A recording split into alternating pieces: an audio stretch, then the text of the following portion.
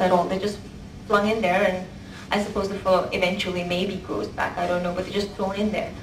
And sometimes they're actually stretched out onto like a surfaces. You can see the video as well, and the fur is it like scraped off almost? I mean, So, sort of like shaved off, but not yeah, really. the fur is plucked out usually, but when they tie them up on the plank, it can be sheared off, but you couldn't hear it in the video, but the rabbits scream in pain. Yeah. But do they protect the rabbit? They don't. They don't. What the rabbits like? The rabbits are crammed in these really tiny cages. So they just pretty much, like I think with the people who do this, they don't really care about the lifestyle and the well-being of the animal. All they want is the fur. So they don't really care about protecting the rabbit after they've got what they want. So they're all crammed. They could be like about how many in one cage is just all put in there. And some of them do survive, I suppose some don't, because the wounds can be quite brutal. That turning point in your life when you actually thought, you got to know how much you love animals, maybe there was a moment or an experience which you actually got to know? I think it's always been, maybe, I don't know, I think I've been born that way, I suppose, because I can't remember exactly when. From the time I was really little, I couldn't stand the thought of even a rat being killed. You know when you have infestation of rats sometimes that come to your house and you got to kill them because they're just going to eat up everything.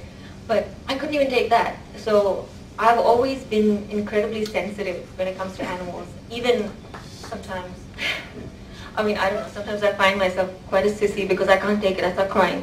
And but I think it takes a lot of guts to be able to look after them, I think I've had a lot of help with my family.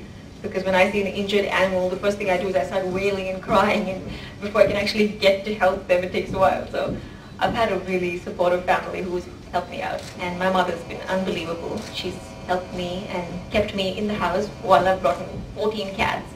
So yeah, I haven't been kicked out yet, so that's a good thing. But I think it was just, I think it's just inborn. I think with me, I love the love that you get back from an animal when you actually shower them with that kind of love. It can be incredibly loyal. I've heard a lot of people say that they don't like cats, and personally I didn't like cats as well, but the first time I actually adopted one was when I completely fell in love with her. So, I mean, they're as complex as human beings, I suppose, You got to give them their space and they'll love you back eventually. Ma'am, yes. Simran Singh from Bollywood Nazar. Ma'am, first of all, congratulations, and it's a very big step that you have supported this campaign. Thank you. I'd like to know how far would you go to support this cause? Would you even try to tell your friends, in films, would you try to support this cause also, in films also? Absolutely, absolutely. I think with this kind of cause, it's very easy. I mean, the best part about and basically the fur can be found in any kind of clothing, and you have so many varieties now. You don't really need to stick to only Angora. So you've got cotton, you've got linen, like I've said. So there's so many other things that you can use. There you go. So it's not like that you've got to only rely on this kind of material. So there are other ways, and there is a way that you can support this cause. It's not like it's something that is absolutely not possible. So I think everyone, if you do your little bit, it would actually get to a point where we won't need Angora fur anymore, and eventually the rabbits could be saved.